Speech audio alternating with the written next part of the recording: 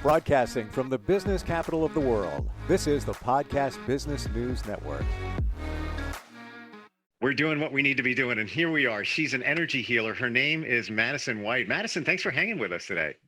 I'm really super excited to be here and speak with you today. Thank you so much. You're very different when it comes to energy healers, and I've spoken to many of them before, and everybody has their niche, and you have a goal. What is your goal? I do. Yeah, I'm on a mission, like you said. My mission is world peace. And I think when I say that, some people get tripped up, maybe a little bit in their head, maybe a little bit, yeah, okay, yeah, all right, sure.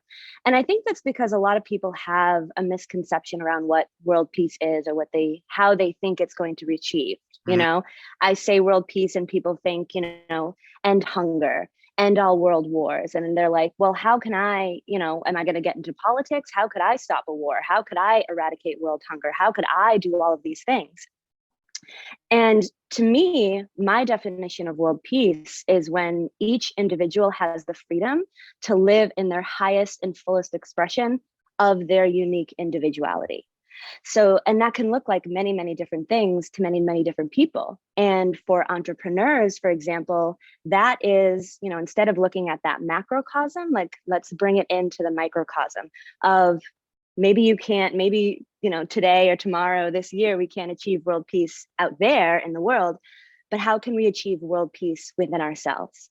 And if we can get to a level of world peace or peace, inner peace, within ourselves, how can we bring that to our, sort of let that blossom out into our family circles, our friend circles, let that blossom out into our greater community, let that blossom out if we're an entrepreneur, if we're a business owner, let that blossom into our business, into our work culture and how we organize our business. And if we interact with other businesses, how can we interact with other businesses in a peaceful manner that empowers all the individuals involved? And if we start there, if we start from the individual person, it becomes very doable. And I know this from my own personal experience in my own life. And if we start with each individual person, we can blossom out world peace and have a much greater impact. It's like the rock in the pond. You got to drop the rock and the river come out. But exactly. I think you're spot on about that. And you talked, about your personal journey. We're all on a journey, right? So mine changed a couple of years ago with the word peace. And like you go to church, right? Some people do, and peace be with you. Peace be with you. What does that mean? What are you talking about? Never got it. Never understood it until started feeling that inner peace. And then, that kind of transcends to a lot of other stuff at the same time. Yeah. And I think there's a lot of words that get thrown around in our society, and a lot of new age and a lot of spirituality, like peace and grace and purpose and empowerment. And a lot of people don't really know what that means or what that feels like. And it's something that we can only know by experiencing, by our own direct experience, because it's not really something that lives in the mind. And I think that's kind of what drew me to energy healing. I used to be, I still am by license, a nurse, and I worked a lot in psychiatric care. And a lot of people will try to mentally understand these concepts and not really quite grasp it, or, they could spit out a definition, but what does that actually mean? And how do we actually embody that and live that as our everyday life? It's not something that we just do for a few minutes while we're on our yoga mat, or a few minutes while we're in church, or a few minutes while we're in prayer, but how do we actually live that every single day and know it in our hearts and not just in our minds? Yeah, truly live it, not talk about it. Let's do that. So you work with a lot of entrepreneurs. Give your website, by the way. It's thelightcenterboston.com. And in working with entrepreneurs, how do you help them achieve your definition of world peace, which I think is fantastic, by the way. I subscribe to it in a second. I get it. What you're saying. Yeah. People really resonate with this. Because I think there's, in today's world, there's a huge push to have a greater impact. People really are driven by not a lot of these external factors, which I think maybe was a driving force in the past, but people want to have a purpose. They want to matter. They want to know that they wake up every morning and enjoy what they're doing and go to bed every day and feel like they've made a difference, even if only for themselves, that they've made some sort of difference in the world. Because I don't think that it's new news that the world's kind of in a mess right now. We're kind of having a struggle. We're kind of struggling here. I haven't heard that. I'm not really sure. Really? Yeah. Okay. Yeah. So yeah, we're kind of struggling a little bit. Yeah. And people need to get my booster. You know. Yeah. Right. Just check every day. We check off. We're like, oh my God, there's so many things, and then they lose themselves. You know, that's a whole other topic I could get into. But so people want to have a purpose. They want to have an impact. They want to feel like they matter. Oops, excuse me. No worries. Give me 1 second. This is why. And by the way, Madison just dropped my AirPod. AirPod. That's why I don't wear them. That's why I wear headphones, because I'm always afraid to pop out. Especially, I think that's my next investment. How do you work it? Well, it's going to mess up your hair. How do you? Thank you. You get it. You really get it. And how do people work out in the gym wearing those without them popping out? I don't know. I have no idea. I'm sitting here like, good thing I have a meditation practice. I know how to stay super still. Okay. And we digress, but back to what we were talking about in terms of entrepreneurs. The state of the world. The state of the world. Right. Yeah. Just that. First world that little problem. Thing. Buds pop out of ear. First world problem. First world problem. So how do you work with entrepreneurs, or just, somebody that wants to achieve a change? What do you specifically work on with them? Yeah. So like I said, if we want to achieve world peace out there, we have to achieve world peace inside here.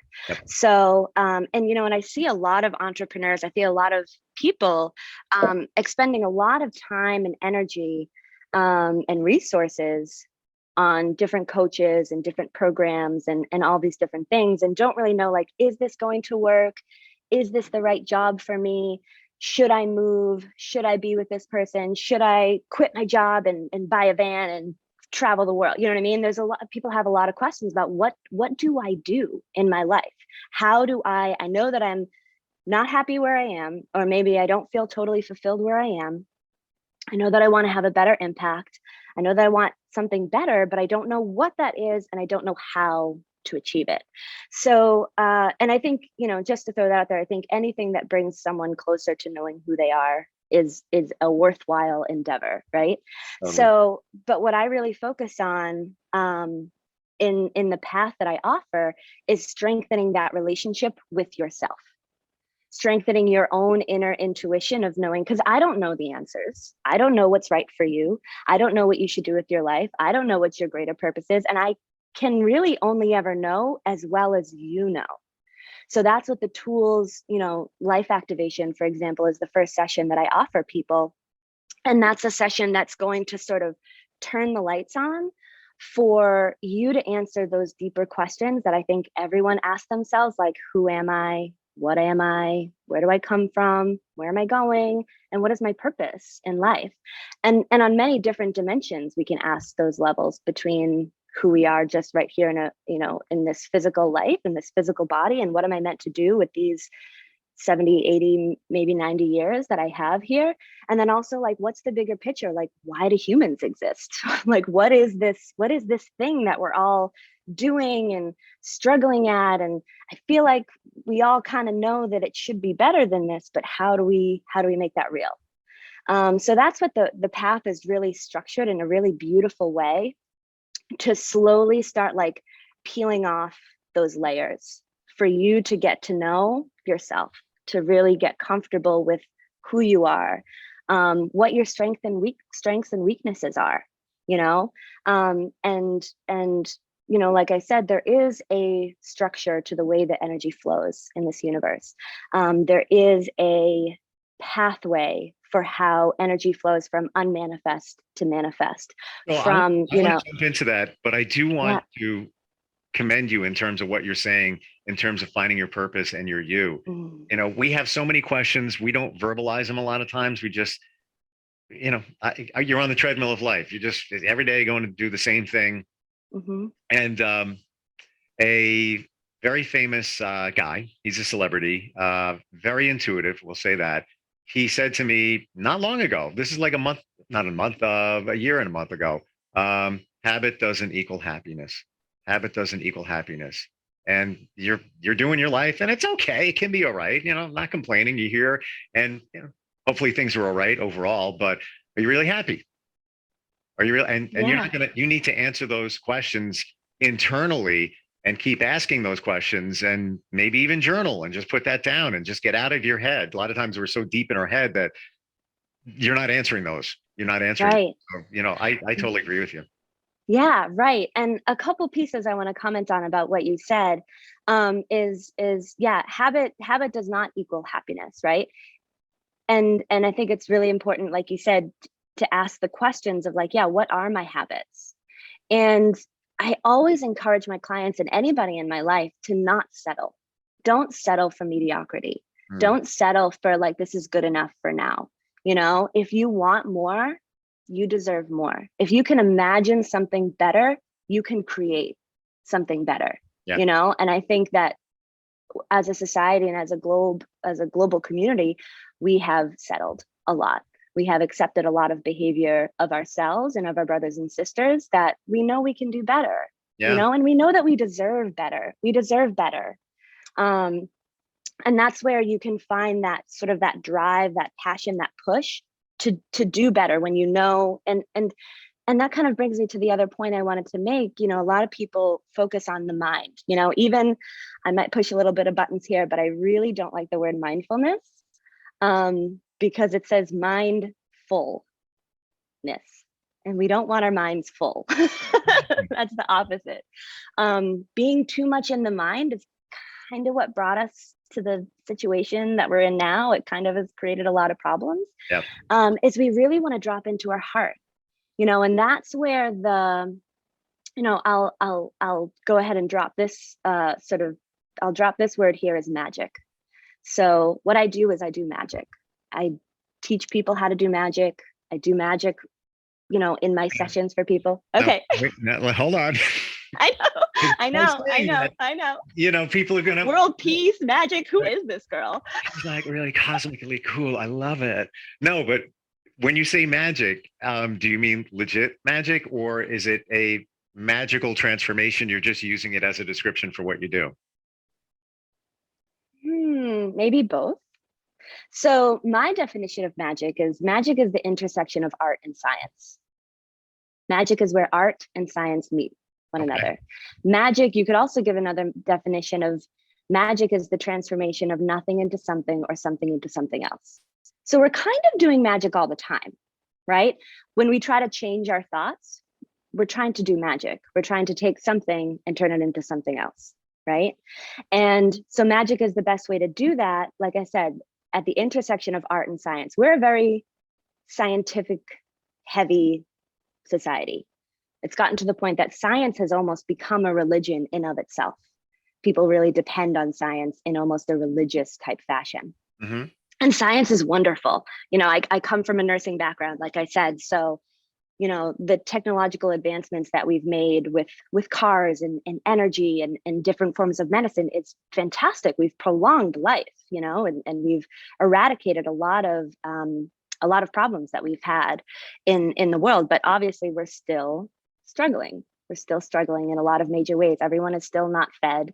People are still dying for reasons that they really shouldn't be dying. So science isn't the only answer. And when people begin a spiritual path, now I'm also going to preface this by saying that before I became a spiritual guide, I was an atheist. I did not believe in God. I did not subscribe to any religion. I really wanted nothing to do with the whole thing. I get you. But there was something in me that just couldn't accept that this was it. I couldn't accept that it was just, oh my goodness. I'm going to buy you a pair of headphones. I couldn't accept. I couldn't accept that it was just like pay taxes and die. Yeah. I just couldn't. So something in me, and that's kind of what began my path of, I was like, anything, I will take anything to help me believe that there's something more out there. And it took And me what a do you believe? long, What do you believe in? Do I you believe believe? in myself. I believe in Yeah. you. I believe in God. I believe in Okay. Goddess. I That's believe in the and universe. no, it's that wasn't a trick question. That was just Mm. I'm curious, based on where you were, where you are. So you believe that there's a God, a higher being, something, whatever it is. Yeah. And I think that that exists in each and every person. It's not something that's outside of ourselves. Like, you don't have to go outside of yourself to find God.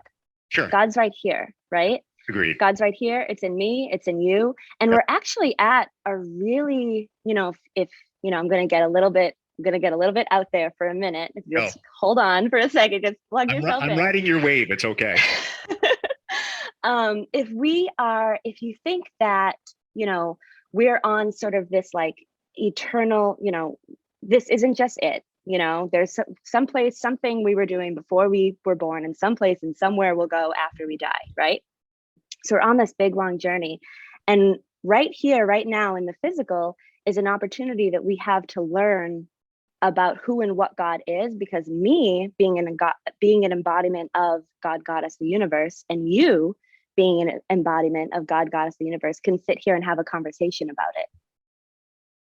And that doesn't really exist in the spiritual realm, because in the spiritual realm, everything is oneness. But here in duality, in the physical, we can learn about this thing that we're all doing by connecting and communicating with each other, and I think that's sort of the level of authentic connection, of true vulnerability, of true openness. That's the art of life, that soulfulness, that presence of knowing and understanding how precious each and every moment is, and how precious each interaction is, and how precious our desires and our wants and our heart and our love. Like, that's the part that I think society is really missing and looking for.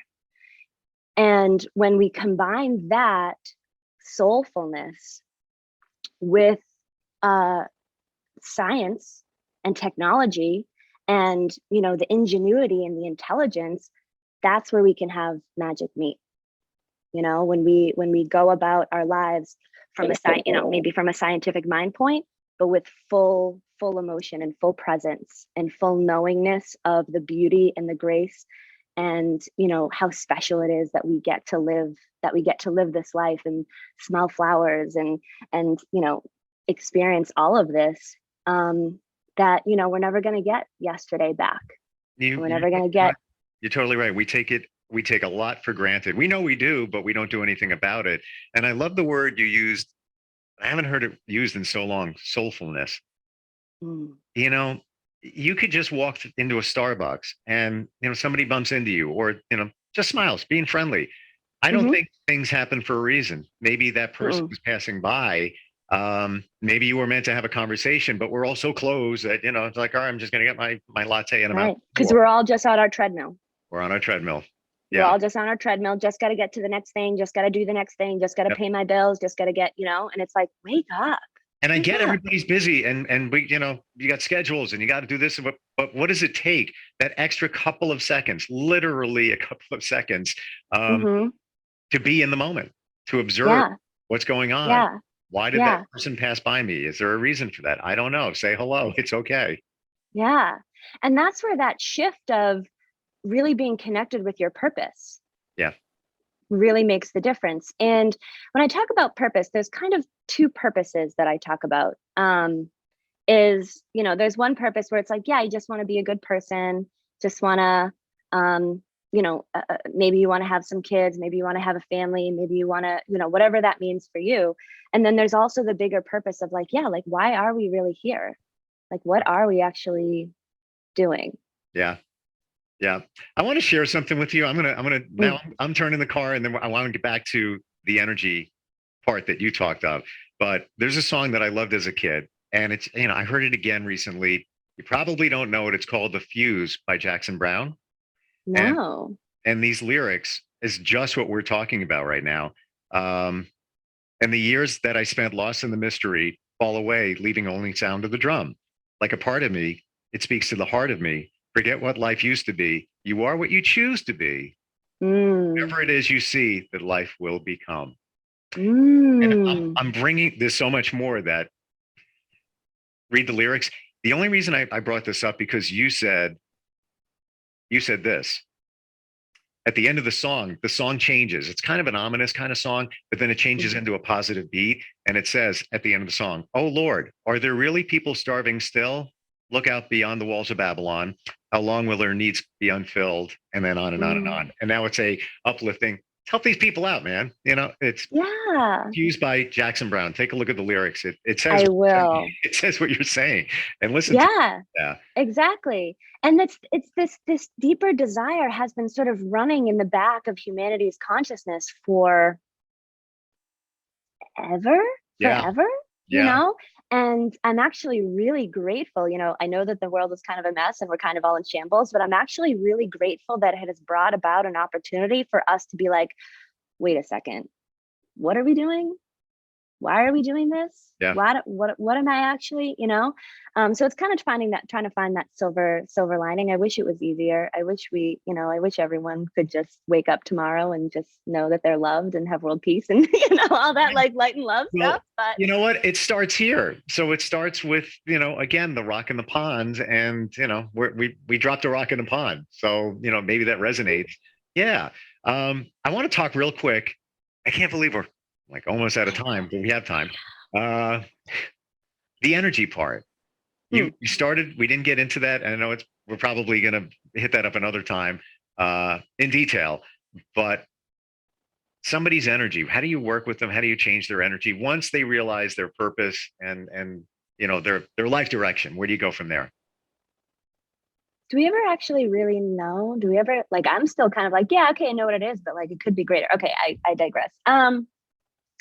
So it does evolve, you know, because it's kind of, you know, what we study on the path or what we live on the path is it is a mystery. You know, life is a mystery. The universe is the mystery. There's no endpoint.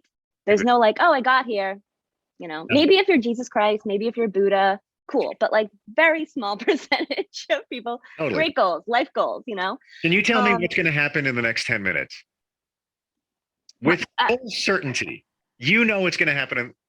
Anything could happen. I don't know. I don't have right. No, it's do I know what's going to happen in the next 10 minutes? No. Do I know that myself well enough that I can confidently like know that I can handle anything that comes towards me because I know myself and I'm grounded in myself and I don't come from a reactionary place? Yes. Okay. So that's kind of inner peace, you know, that's kind of knowing what's going to happen. Because your connection with yourself, knowing yourself, is going to it's going to inform every other decision that you make. So any external influence coming in towards you, you know, doesn't really affect you as much if you have that strong connection with yourself. Yep. I don't think that answers your question, but well, it does. It answers lots of questions, but I was just curious about the part. If you work with somebody, let's say it's an entrepreneur or anybody that just wants to change their life, you know, how do you work with their energy? Because we talked about that before, and I'm intrigued. Yeah. So like I said, the first session that I generally offer people is a life activation session. So in the first half of that session, you come in, you're standing, and I'm working sort of in your energy structure. Sort of like 1 to 2 feet around you. I'm working with your etheric field, your auric body, your chakras, your magnetic lines, your elemental bodies, and basically giving you like a full energetic car wash to clear, balance, and bring into alignment all of your energetic bodies for the purpose of readying you to receive the actual DNA activation, which is the second half of the session, where I use a specialized crystal wand to activate the spiritual part of your DNA, the part of you that knows the answers to who am I, what am I, where am I, you know, all of those deeper questions that I can't answer, but only you can answer for yourself. It kind of turns the lights on that inner knowing that you have within you and everyone has within themselves. And that begins an awakening, you know, after that session really begins an awakening process where people start making connections like, oh my goodness, I see how my programming and my belief systems are stopping me here, and I see how I'm accepting behavior from others that isn't really in my highest good, and I see how I let myself get wrapped up in anxiety. And then they have, because all healing is self-healing, so like you said, I drop that pebble in the pond, and then you start awakening, and you start making the connections, and you start putting the pieces together for yourself. And then I'm there, as your spiritual guide along the way, to be your mirror, to be your reflector, to say, okay, yeah, maybe it's that way. Have you considered this? Or, yeah, it sounds like you're coming up to some really deep programming or some really deep inner child trauma, for example. Let's do a healing session to help you, to empower you to do the work that you need to do to heal that for yourself. Yep, I totally get it. And it's almost like a reset button that you press on somebody, Mm-hmm. That remind me when you said that, because that's a story for another time. Oh, and by the way, I'm only just learning on my journey about the energy power of crystals. So when you talk about waving, a crystal wand or whatever it is, I get it. I just need to learn more about it. But we thought that people carry crystals or have them on a desk or whatever. Yeah, they're pretty, they're nice. Yeah, that's great. No, there's something behind it, more deeper than that. Yeah. We're just about out of time. I know. What happened? So fast. I know, so right? Fast. Madison, question for you. You're in the Boston area, right? Mm-hmm. You don't have an accent. Yes. I don't hear it. What's up? I know, weird, huh? Yeah, I got a weird. I did a lot of traveling. A lot of traveling. I could try to like Papikan, Havadiad, like that type of deal, I was just wondering if you were originally from that area, because I don't hear it. I am, yeah. I'm from New York, and I'm here to New York. How come you're not doing in New York? Oh, because I'm generic. That was good. That was a good accent. Yeah. My cousin Vinny. Let's give everybody your website. Let's tell them what they can find when they get there. How do they book a session? Let's go there. Yeah, so you can find me at thelightcenterboston.com. The Light Center. It's pretty generic. So you can book a consultation there. I do consultations in person or over the web. I do teach classes both over Zoom and in person at my center here. A lot of the path is the sessions are in person, but I do offer some Zoom empowerment coaching, and I'm actually connected with an international community of light workers who offer the same path that I do. So you can, come to me for a life activation, or I can refer to you someone in your area for a life activation. And we are global in over 50 countries. Wow. So so there's always someone willing to help. There's always someone willing to help. It was great talking to you, and thank you for the wake-up call. You're welcome. Yeah. Good morning. Well, I don't mean that. I mean just in general, and it's go to the totally. Mm-hmm. Go to the light, and I don't mean the light at the end of your life. There's a light in front of you. You need to find it inside you. There's a light inside you. Yeah. Madison White, energy healer. It was fantastic talking to you. Go to the light, thelightcenterboston.com, and I look forward to hooking up with you again. Yeah, awesome. I'm excited too. Thank you so much for your time. You too. And I'm going to send you the headphones, okay? Okay, great. Thank you. Thanks. We'll be right back.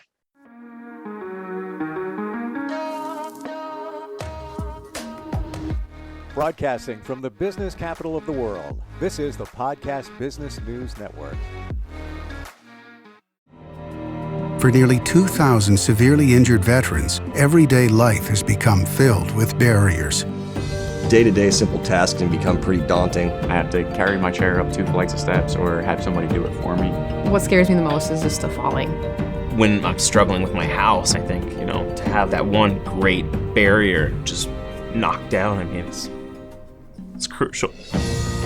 Home for Our Troops is a wonderful nonprofit that builds a mortgage-free, fully adaptive, handicap-accessible house. And there's no catch. It'll be our very first home that we've ever owned. This is a game changer. This is where your life begins again.